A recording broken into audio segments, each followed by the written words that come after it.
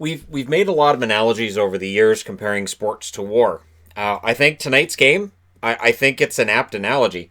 I really do, and I think that this is a war that the battle's won tonight by Tampa, and we'll see how banged up these guys are as this series goes on. I am shocked that Kucherov stayed in this game with all the beatings he was taking, and it's Dallas that ends up a player short by the end of this game, but you get the feeling a lot of guys are banged up right now. Like, I already said coming into this series that Tampa Bay had a physical series against the Islanders that almost went the limit, and that was going to be tough, but man, these teams are both just dishing it out. And so I understand that that's something we want to see, but there were some hits, and I think both teams were doing this that I thought, oh man, that's not great sportsmanship. So, Bogosian and Shen out of the lineup for Tampa Bay. Jan Ruda, Carter Verhaeghe in the lineup for Tampa Bay. And Bare Naked Ladies did the anthem. So, I'm talking about the band. Get your minds out of the gutter. Are you done giggling? All right. So, the band sang, and every time they sing, I remember, oh yeah, great, they got rid of the old lead singer. That's weird. Well, I mean, they had two lead singers, but they got rid of the one guy, and so now it's just the one. So, there you go. The shots were 2-1 Stars 3 minutes into this. Kucherov gets knocked down, and this is where things start to get kind of ugly. It was just a collision. It wasn't a dirty hit in that case. And notice I said in that case because we'll come back to the idea of dirty hits. But it was definitely tough for Kucherov. So, Janmark high stick Kucherov, the Bolts go to the power play, and they get one shot during that power play. He took that high stick right after the big hit, too, so Kucherov was having a rough night. The Stars buzz at the 7-minute mark. Kucherov gets hurt again. I think it was a shot block that time, or it was another hit, or yeah, he was getting knocked down quite a bit. Kucherov and Chernak both left the game to that stage. They both come back. Cirelli was down. Pavelski takes a penalty. It was a knee-on-knee. They called it a trip. Either kneeing or tripping. Tampa Bay goes to their second power play, and they score on it. So this is sort of like a carryover from the last game. Point scores from Kucherov and Hedman at 11:23. The big difference being the power play works this time. So that's a power play marker. The Stars were stuck on 2 shots. Remember, they were up 2-1 in shots 3 minutes into the game. It's now 11:23 in, and they're still stuck on 2 shots. Tampa Bay was up to 7. And they're 9-1 in the playoffs coming into tonight when they score the first goal. So that shows this is a key moment if you're a Tampa Bay fan. Cirelli then was down. Pavelski takes a penalty, or not. That's already done. Other players would go down. Don't worry about it. It happens again. Another Stars penalty. See, this is the thing. Alexiak takes the call there. That's the 6th Tampa Bay power play in 2 periods of hockey. Hudobin denied Kucherov, but then it's Andre Palat. So Point has the first goal, and then Palat has the second goal from Kucherov and Hedman. Originally, they wrote McDonough on the scoring, and I was like, I thought that was Kucherov, but okay, so I put McDonough on the board. And then, yeah, it was Kucherov. 14-22. I mean, I get it, because an 86 and a 27 look identical. 14-22, and again, that's a power play marker. So the big difference between games 1 and 2, Tampa Bay's special teams. Their power play woke up in this one and played really, really well. So Dallas played with fire in Game 1, and they got away with it. Game 2, not so much. And it felt like the third period of the game, but with finish.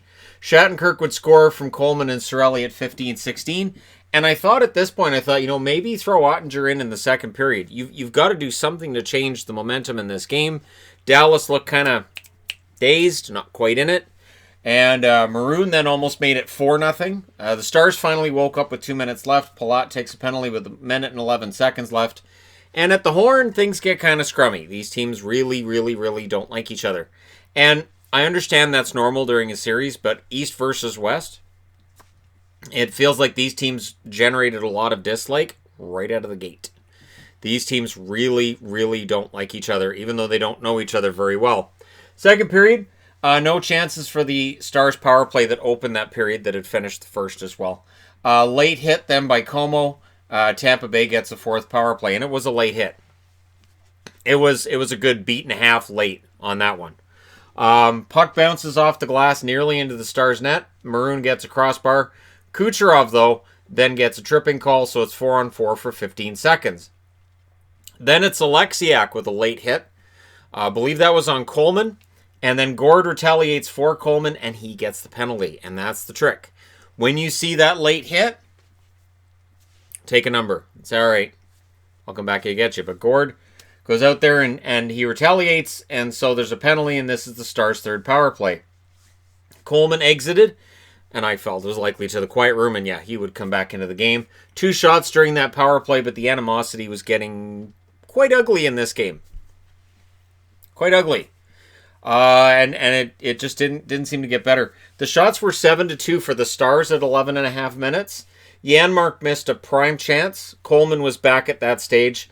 Lindell then they showed cross-checks by Lindell, and then the whistle goes. I'm like, okay, so Tampa's getting a power play. No, Palat took a penalty.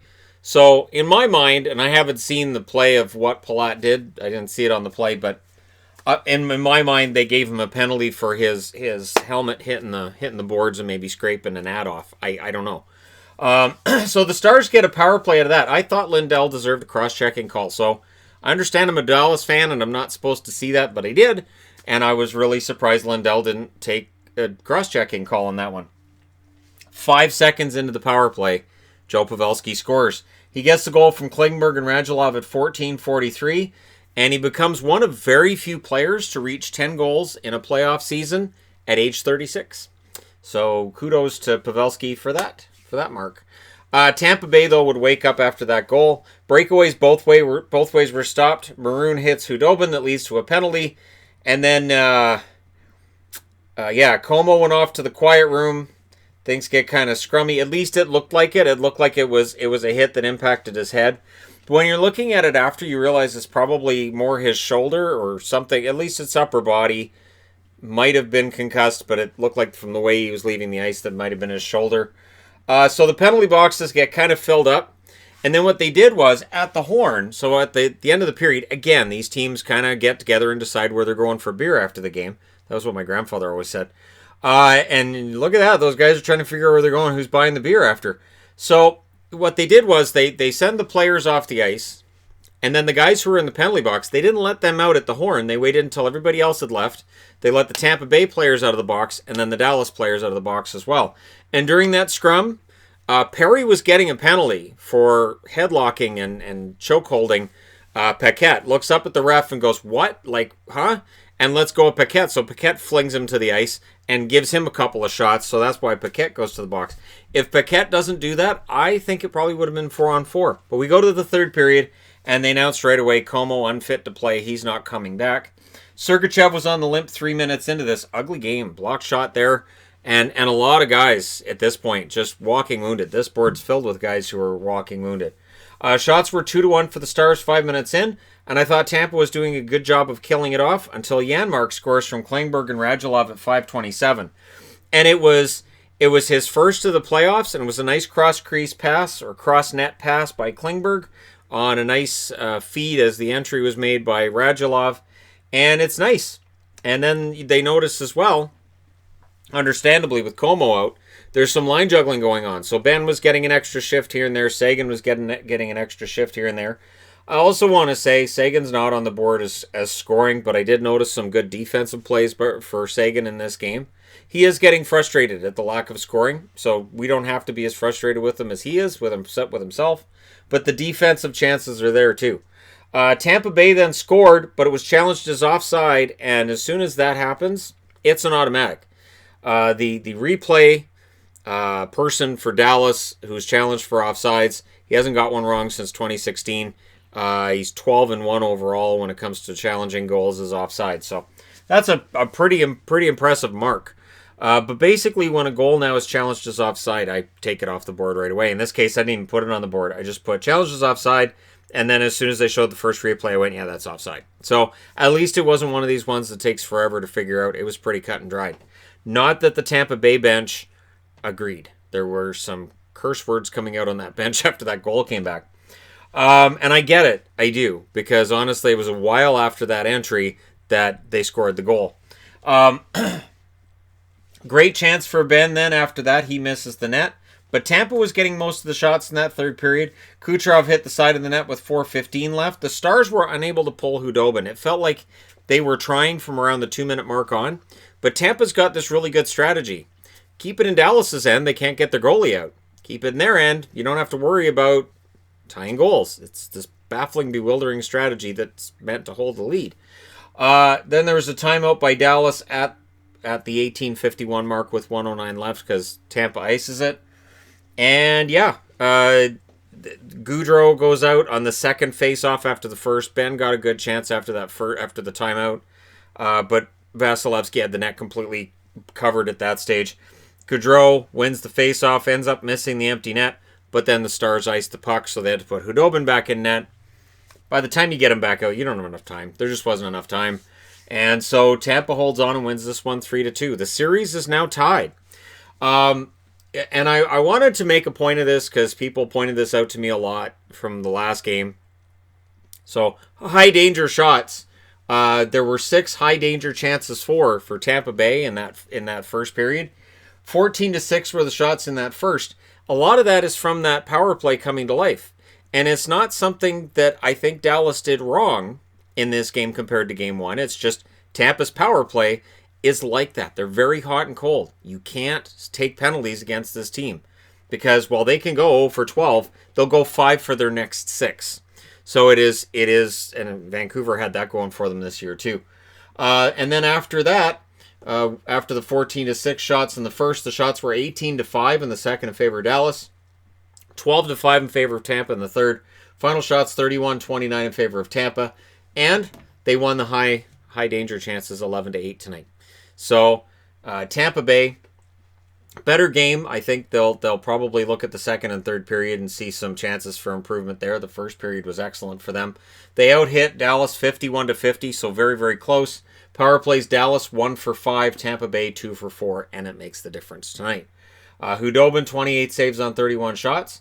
I thought he recovered well after those 3 goals. One nice thing about Hudobin is that after he allows goals like this, he doesn't really allow it to bother him. It doesn't affect him the rest of the game. Vasilevsky, 27 saves on 29 shots for him. And your 3 stars are Hedman, Kucherov, and Klingberg.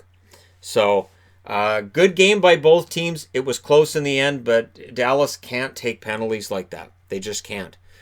Game 3, they have to be the ones pushing the play. They have to force Tampa to take the penalties because it feels like this series is close, can definitely go either way.